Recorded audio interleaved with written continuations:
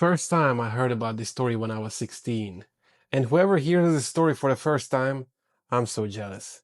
I would pay to listen to this story again for the first time. Let's jump into it. Somewhere in the Ural Mountains of Russia, there is a slope that has no official name anymore. The Soviet government tried to erase it. They could not erase what happened there. 9 people, February 1959. The temperature was negative 30 degrees. Whatever they encountered that night made them cut through their only shelter with a knife and walk barefoot into the dark. They did not run. They walked calmly together in line, like something told them to. What was at that campsite? The injuries, the radiation, the missing tongue, the skin turned orange points to one thing. Something was being built in those mountains. Something that was never supposed to have witnesses. This is the Dyatlov Pass. Shortly, you will see 8 videos. And by the end, you will understand why Russia is still lying. Echoes Obscura, the dark has a story, and I tell it. Who they were. Before we talk about how they passed, you need to understand who these people were. Because the Soviet government has spent 60 years hoping you think of them as 9 unlucky hikers who got lost in bad weather. They were not. And the moment you understand that, the official story collapses completely. Igor Dyatlov was 23 years old, not a casual hiker, a trained engineer who had completed some of the most brutal routes in the Ural region without a single incident. His group was handpicked. 9 of the most capable young people the Ural Polytechnic Institute had ever produced. Smart, disciplined, connected to Soviet scientific programs in ways that have never been fully explained. And then there was Semyon Zolotaryov, older than the rest, a decorated war veteran, an employment history that researchers have spent decades trying to trace and cannot. He invited himself to this specific trip, into these specific mountains, at the last possible minute. Nobody has ever explained why a man like that needed to be there. The last diary entries. They documented everything, every campsite, every meal, every mile covered. The diaries recovered from the tent read like a normal expedition, right up until the final days. And then something in the writing changes. Something that whoever sees those diaries tried very hard to make sure the families would never read. The early entries are routine, professional, the kind of clean documentation you would expect from experienced hikers who had done this before. Then, the final days, references to lights moving above the mountains at night, not stars, not planes, something else entirely moving in ways that made experienced outdoorsmen stop and write it down.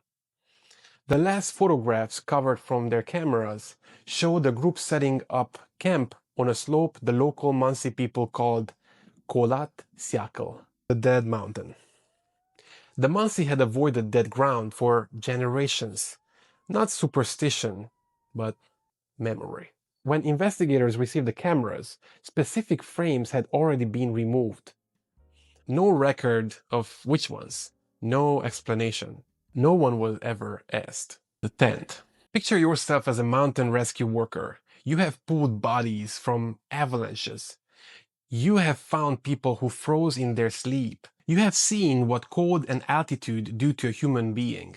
Now, picture arriving at a campsite that stops you so completely you cannot make yourself go further.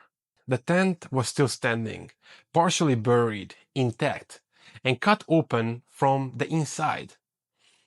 Not collapsed, not torn, cut, deliberately in multiple places from the inside, in complete darkness at negative 30 degrees. Every single person had left through those cuts. No boots, no coats, no food, no supplies. 9 people who understood exactly what unprotected exposure at those temperatures would do to human body. And they chose it. Something in the tent or just outside it was worse. Their footprints tell the most disturbing part of the story. Evenly spaced, calm, walking together in a perfect line. Not fleeing, just following. The injuries. The forensic investigator who examined the bodies had spent 20 years working violent cases. He had seen what weapons do to people, what vehicles do, what falls do. He looked at what was done to these 9 people and told his superiors he'd never seen anything like it in his career. The superiors told him to write avalanche and stop asking questions. 2 skulls fractured from the inside. The skin on the outside completely undamaged. No bruising, no entry point. Whatever force did this moved through them without touching the surface. 3 rib cages crushed with the force of a vehicle collision. Again, not a mark on the skin. One hiker was missing a tongue. Precisely, in a way no animal produces and no weather event explains. Radiation on the clothing of multiple victims.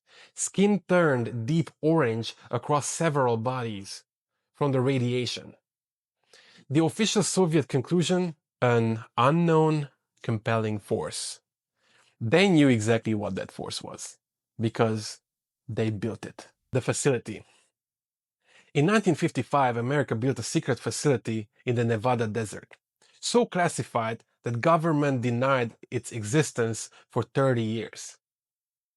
They chose that location for one reason. Nobody was watching. And now look at the Ural Mountains in 1959. Vast, frozen, completely inaccessible to ordinary Soviet citizens. And ask yourself, why would the most secretive military program in the world not build something there? Documents declassified after the Soviet collapse confirmed what researchers had suspected for decades. Multiple classified military and scientific installations operated throughout the Ural corridor during the Cold War. Weapons testing, experimental research, programs that were never publicly acknowledged, and in some cases, never fully declassified even today. Those are the ones we know about.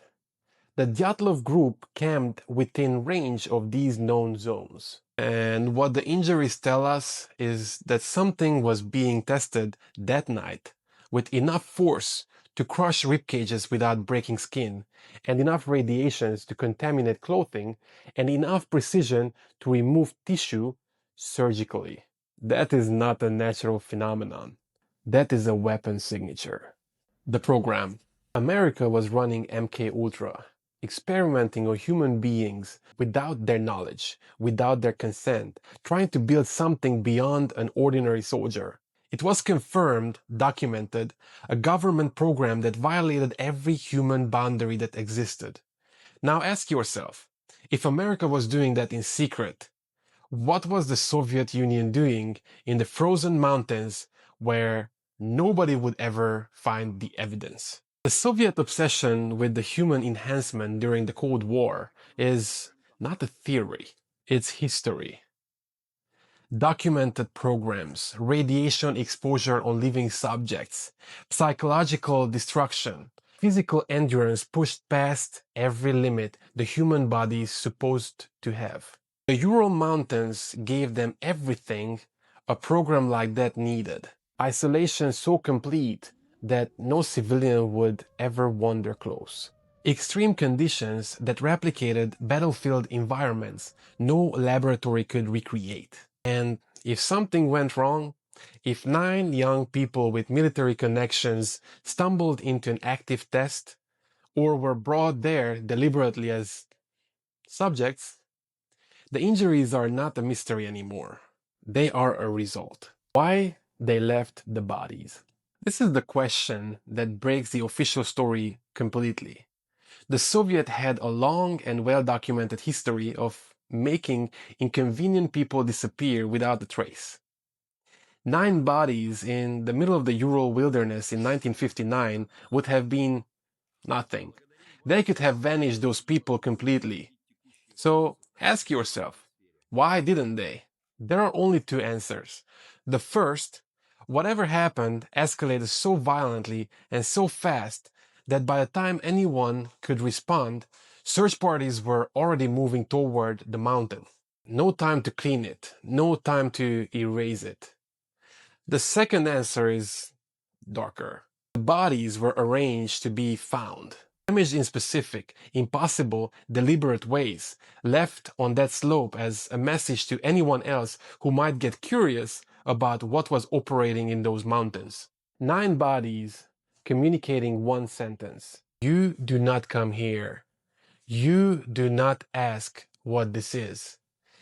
And if you do, this is what we leave of you. What Russia is still hiding. In 2019, Russia announced it was reopening the Dyatlov past investigation. For the first time in 60 years, the world would get answers. Official answers from the government that sealed everything in 1959. What they released was so incomplete, so deliberately stripped of the most critical evidence, that the lead researchers who spent 30 years on this case said publicly that the conclusion was impossible. In 2019, investigation concluded avalanche. The forensic reports on the crushed ribcages missing. The documentation on the radiation absent. The witness testimonies that contradicted the official timeline not included. Lev Ivanov, the original lead investigator, stated before he passed that he had been ordered to reach a conclusion before the evidence was examined. That evidence he personally documented never entered the official record. A government does not strip files from its own investigation unless those files show something the government built, something it tested, something it used. On 9 people who went into those mountains and never came back the same way. Russia has had 65 years to tell the truth. Every year they chose not to. That choice is the confession. 8 videos, 9 people, 1 mountain. Crushed from the inside, irradiated, arranged in the snow like a warning. The Soviet Union built something in those mountains that the world was never supposed to know about. Russia is still making sure you don't. Subscribe to Echoes Obscura, follow on every platform. The dark has a story and I tell it.